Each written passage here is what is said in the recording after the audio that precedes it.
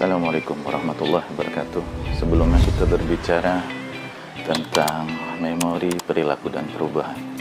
Kali ini saya mencoba membahasnya, terutama masalah memori anak-anak terhadap pembentukan adab dari seorang anak manusia dan keilmuan atau memori yang dimasukkan tentang keilmuan yang akan mempengaruhi kehidupannya jauh lebih lanjut nantinya dan menjadi lebih baik lagi, menjadi manusia yang lebih berkualitas, bukan manusia yang seadanya, dengan adab dan moral etik yang jauh lebih baik lagi dibandingkan manusia-manusia lainnya. Mau tahu lebih lanjut tentang hal ini? Silahkan disimak video saya berikut ini.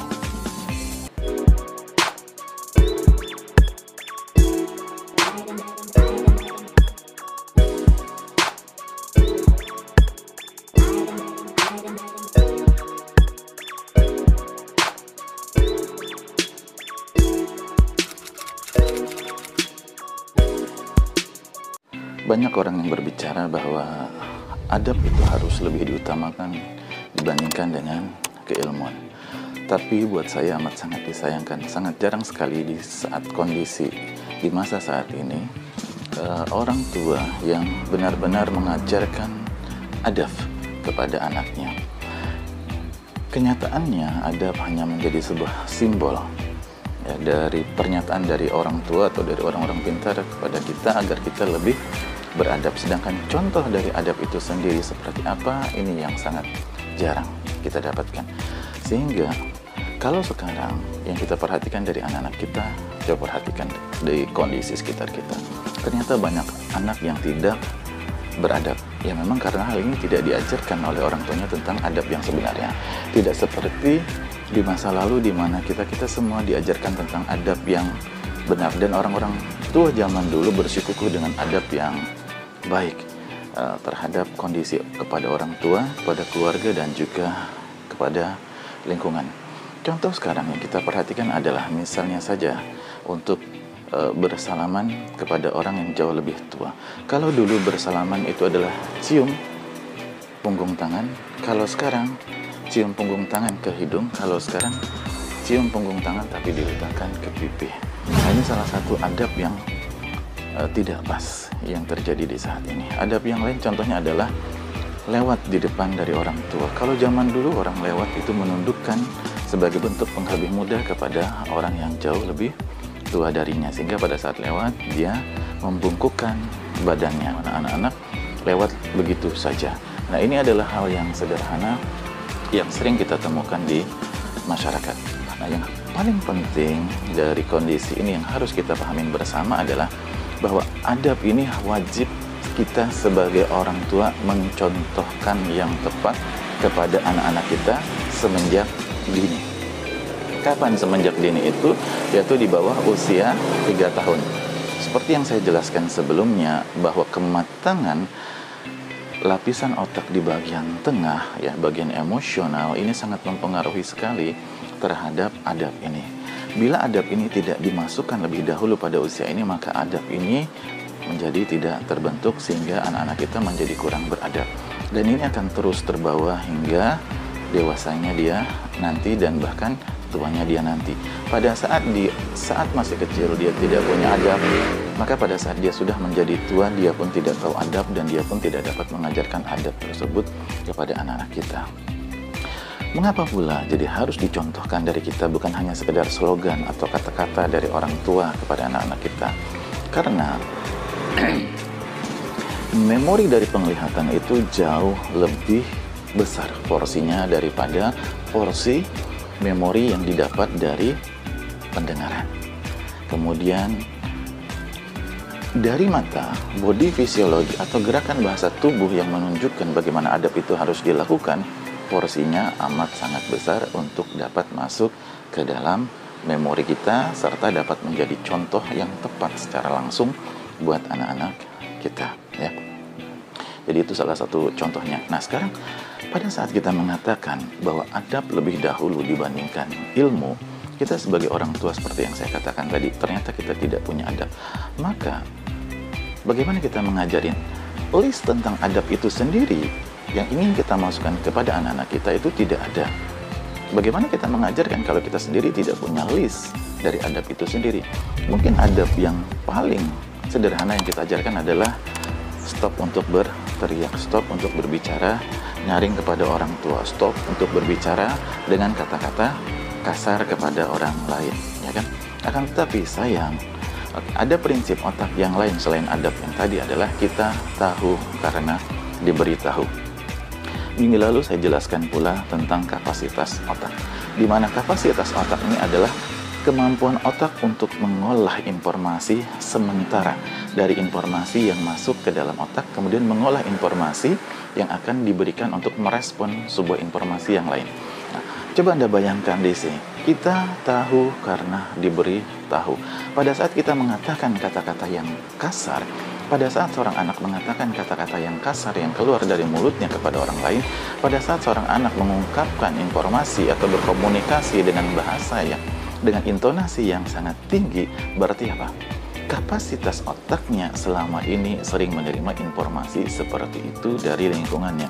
Siapa lingkungannya? Ya lingkungan terdekatnya sudah pastilah orang tuanya, bukan orang lain. Itu yang paling utama. Kemudian siapa? Kakek neneknya, kemudian saudara-saudaranya kalau dia mempunyai saudara lebih dahulu. Nah, di sini yang harus kita pahamin.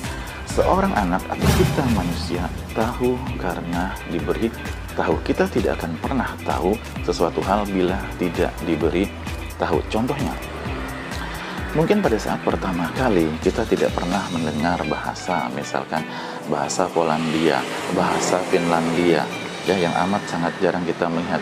Kemudian bahasa Ukraina dan lain sebagainya. Kita tidak pernah mendengar tentang hal itu, maka kita benar-benar tidak tahu. Tapi pada saat ada orang mengatakan ini adalah bahasa Ukraina, dan kita mulai tertarik untuk memperhatikan bukan untuk mengajarinya, maka perlahan kita akan menjadi tahu. Begitu pula tentang permasalahan di dalam kehidupan.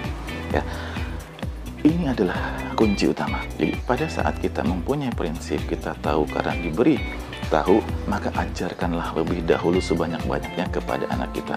Terutama satu adalah tentang adab dan moral etik sopan santun yang tepat kepadanya. Tidak hanya adab untuk tidak berbahasa kasar, tidak hanya adab untuk tidak berbahasa nyaring, tapi adab-adab lainnya, yaitu menghargai dan menghormati orang lain, baik dia yang sudah lebih tua ataupun yang lebih muda. Adab untuk dapat berbagi satu sama lain, adab untuk dapat menolong satu sama lain. Berikanlah contoh kepada dia. Nah, yang salah yang saya perhatikan dari banyak orang tua adalah anak-anak kita kadang-kadang mereka diajarkan untuk dia bersikukuh dengan pendapatnya dia, dengan keras kepalanya dia. Sangat jarang kita mengajarkan untuk mau berbagi. Pada saat seseorang anak bersikukuh dengan miliknya dia, di mana ada anak orang lain pun menginginkan barang tersebut, kita jarang memberikan arahan kepada anak kita yang kecil, ditambah anak kita itu keras kepala karena kita orang tuanya yang keras kepala, sehingga kita tidak mampu mengajarkan kepada anak kita untuk berbagi, untuk saling menghormati, di mana seorang anak merasa dirinya adalah yang paling hebat dan paling luar biasa, tapi tidak mau menghargai dan menghormati orang lain, tapi dirinya hanya ingin dihargai dan dihormati orang lain. Ini salah satu bentuk adab, ya. Tapi paling tidak dari video ini di awal ini ya tentang adab ini, kita wajib mengajarkan benar-benar. Kita sebagai orang tua mempunyai list adab yang tepat. Kita mempunyai daftar yang benar-benar banyak tentang adab ini, sehingga kita benar-benar dapat mengajarkan kepada anak kita semenjak dini. Saya pun begitu kepada anak-anak saya, ya. Nah, untuk informasi kita tahu karena diberitahu, salah satu hal yang sering saya masukkan ke dalam anak-anak saya adalah pikirkan sebelum kamu lakukan apa yang akan terjadi atas apa yang kamu lakukan tersebut. Bermanfaatkah atau tidak bermanfaatkah? Ini secara umum untuk proses berpikir dia lebih lanjut. Kita tahu karena diberitahu, ini berguna lebih lanjut nanti untuk apa? Untuk pemecahan masalah dalam kehidupan. Sehingga anak tidak terjebak dalam proses permasalahan dia di kehidupan dia jauh lebih lanjut. Dan saya balik lagi, anak menerima informasi, menyerap begitu saja seperti sebuah pohon. Informasi yang masuk ke dalam dirinya menjadi pondasi dasar proses berpikirnya. Karena itulah semenjak dini, pondasi ini diajarkan untuk proses berpikir yang lebih tepat terhadap permasalahan hidup yang mereka dapatin, yang mereka hadapin. Oleh karena itu, stop kita hanya memberikan masukan kepada dia, tapi ajarkanlah untuk proses berpikir semenjak dini kepada dia. Bagaimana cara mengajarkan proses berpikir kepada dia? Yaitu mengajak berkomunikasi dua arah kepadanya. Sering-seringlah bertanya kepada dia, bukan hanya menyampaikan satu sisi komunikasi kepada anak-anak kita, yaitu menjejalin tanpa kita peduli apakah yang kita masukkan kepada dia tersebut benar-benar masuk kepada dia, benar-benar dia tahu, benar-benar dia mengerti, atau benar-benar dia memahami atas informasi yang kita masukkan. Nah, untuk dapat memahami informasi itu, dia menjadi benar-benar tahu, kemudian naik ke tingkat yang jauh lebih mengerti, bahkan naik ke jauh yang tingkat lebih paham, maka lebih baik dengan bertanya pada sebuah informasi kita tanyakan kepada dia. Misal, ya, pada saat dia bermasalah dengan saudara kandungnya, usia mereka masih kecil, maka apa yang kita lakukan kepada dia untuk mengajarkan adab dan mengajarkan informasi untuk memecahkan masalah lebih dulu semenjak dini? Nah, menurut pendapat kamu, apa yang kamu lakukan terhadap saudaramu itu benar atau tidak? Lakukan pertanyaan itu mulai semenjak dini. Sampaikan pertanyaan tersebut kepada dia semenjak dini, bukan nanti. Dengan alasan pembenaran diri, dia belum mengerti tentang hal itu. Salah. Sekali lagi, prinsip utamanya adalah informasi yang dulu dimasukkan, informasi yang lebih dahulu dimasukkan kepada dia menjadi informasi dasar. Maka masukkanlah informasi sepertinya dengan bahasa dan logika orang dewasa. Karena ini menjadi kemampuan dia di dalam kapasitas proses berpikir, kemampuan dia untuk setiap kali mau melakukan selalu bertanya kepada dirinya, ini bermanfaat atau tidak, ini bermasalah atau tidak nantinya, ini kerugiannya apa, menjadi sebuah proses pembiasaan di dalam kapasitas otaknya. Setiap kali dia melakukan hal tersebut, maka itu nantinya akan menjadi keotomatisan di dalam pikirannya, atau disebut dengan kecerdasan logika, atau yang diistilahkan lagi lebih lanjut, karena itu bersifat otomatis menjadi unconscious mind competent. Ini yang kita harapkan. Nah, nantinya pada saat dia semenjak dini berpikir lebih dahulu atas semua apa yang dilakukan, tidak berpikir atas masalah yang dia lakukan, maka dewasanya nanti atau tuanya nanti kita harapkan dia mampu memecahkan masalah yang dia hadapin. Dia tidak lagi berkutat dengan permasalahan sehingga menyebabkan dia menjadi stres, menjadi tegang, menjadi tidak mampu berpikir dan lain sebagainya. Sehingga apa? Dia akan mencari teman yang dapat membantu dia untuk memecahkan masalah tersebut. Kalau teman yang dia cari untuk membantu memecahkan masalah tersebut adalah teman yang baik, teman yang benar, itu tidak masalah. Tapi bayangkan, teman yang diajak berbicara olehnya adalah teman yang juga sebenarnya tidak mampu memecahkan masalah yang tepat, memecahkan masalah dengan tepat dan bermanfaat. Kalau kemungkinan besar pemecahan masalah dia, rokok lebih enak, minum minuman jauh lebih enak, lupakan dulu semua itu, lupakan semua masalah, yuk kita menggunakan narkoba. Berarti apa? Pemecahan masalahnya sudah tepat. Mengapa anak tersebut memecahkan masalah dengan masalah tersebut? Karena dia sudah terbiasa dengan pemecahan masalah dengan hal tersebut, bukan dengan hal yang lain. Karena tidak ada informasi yang lain di dalam pikirannya. Setiap kali menghadapi masalah, carilah jalan keluar yang lain terhadap masalah tersebut, bukan dengan jalan tersebut. Tapi karena dia mengulang dan terbiasa dengan hal tersebut, maka hal tersebut menjadi hal yang biasa untuk dia lakukan.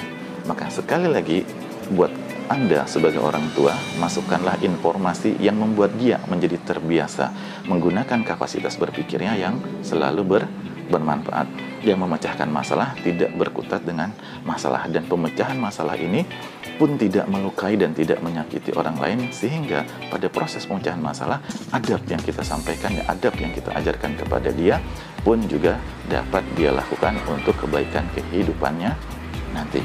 Sekali lagi, kamu tahu karena diberi tahu. Allah lu tahu, Allah lu bisa karena lu udah biasa. Ini prinsip yang harus kita pegang. Kita tidak akan bisa karena kita tidak akan terbiasa karena kita tidak pernah bisa melakukan hal tersebut. Pada saat Anda menemukan seorang mampu melakukan sesuatu hal yang tidak tepat, berarti dia sudah pernah melakukan hal tersebut. Kalau dia sudah pernah melakukan hal tersebut, maka Anda cari di mana atau hal apa atau siapa yang memberikan informasi tersebut kepada dia, dan apa alasannya mengapa dia mampu melakukan hal itu dengan begitu mudahnya. Semoga video ini dapat memberikan tambahan wawasan kita untuk dapat memberikan atau memasukkan informasi yang tepat kepada anak-anak kita yang akan menjadi pondasi dasar berikutnya. Karena pondasi dasar kehidupannya adalah perbandingan data yang baru masuk dibandingkan dengan data yang sudah ada lebih dahulu di dalam otaknya. Dan pengajaran adab kepada anak dengan contoh-contohnya itu jauh lebih baik, tidak hanya dengan slogan dari mulut saja kepada dia, sehingga dia benar-benar tahu adab yang tepat, adab yang benar itu seperti apa kepada orang sekitarnya, kepada orang yang lebih tua, kepada orang yang lebih muda, kepada orang kaya, kepada orang miskin, kepada orang tidak mampu, kepada orang cacat, dan kepada orang normal, dan lain sebagainya, ya. Sehingga kehidupan dari anak kita yang kita berikan informasi dengan tepat ini tidak bermasalah lagi di kehidupan nantinya. Yang penting dari kondisi ini, bila Anda tidak memahami tentang apa yang saya jelaskan dari video ini, silahkan Anda ketik di kolom komentar untuk kita berdiskusi sama-sama. Sehingga apa? Setiap kali Anda menuliskan komentar, terjadi diskusi pada kondisi hal ini, maka ini membuat hasanah proses berpikir kita menjadi lebih banyak lagi. Proses berpikir kita menjadi lebih cerdas lagi. Pengulangan atau repetisi menyebabkan kapasitas otak mampu mengulangi hal tersebut, sehingga setiap kali menghadapi permasalahan kita sudah mampu menghadapinya karena sudah terbiasa melakukan untuk pemecahan masalah, walaupun dari hanya berdiskusi melalui kolom komentar di video ini. Dan yang paling penting buat Anda adalah agar dapat membantu mensupport saya, tekanlah tombol subscribe video ini, ya, sehingga saya jauh lebih bersemangat lagi untuk dapat membuat video-video yang jauh lebih hebat, jauh lebih menarik, jauh lebih bermanfaat untuk kita semua, terutama kepada diri saya dan keluarga saya. Agar Anda tahu kapan saya mengeluarkan video ini dengan update terbaru video-video saya, tekanlah tombol loncengnya. Kita ketemu lagi di lain kesempatan di video-video saya lainnya. Terima kasih. Assalamualaikum warahmatullahi wabarakatuh.